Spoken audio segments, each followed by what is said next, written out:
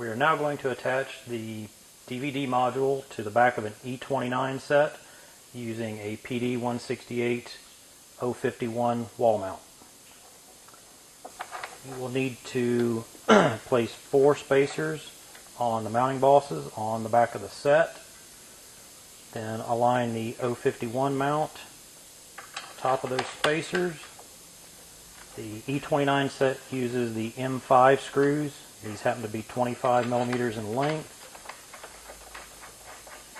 Install the right hand set first. Install the remaining 2 M5 screws through the PD 181 773 bracket into the left side of the mount.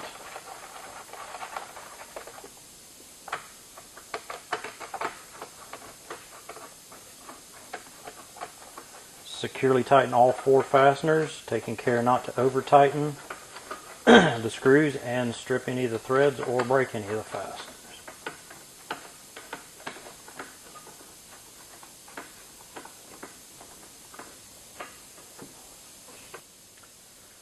Now we're going to attach the DVD module using the supplied M4 fasteners. This is a tight fit based on the power cord.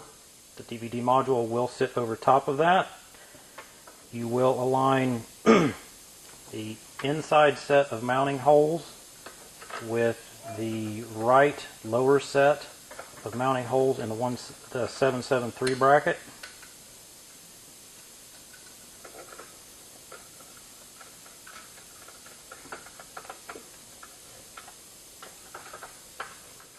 Again, tighten the fasteners, taking care not to over tighten them and strip them or break them.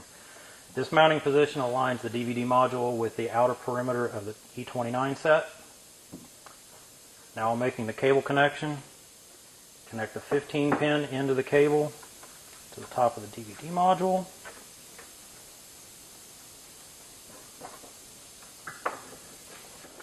And the 26 pin into the cable to the connector at the bottom of the set.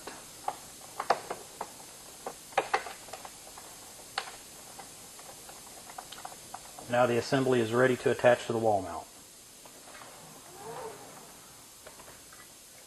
This bracket can either be mounted to the wall or to another one of the PDi peripheral mounts.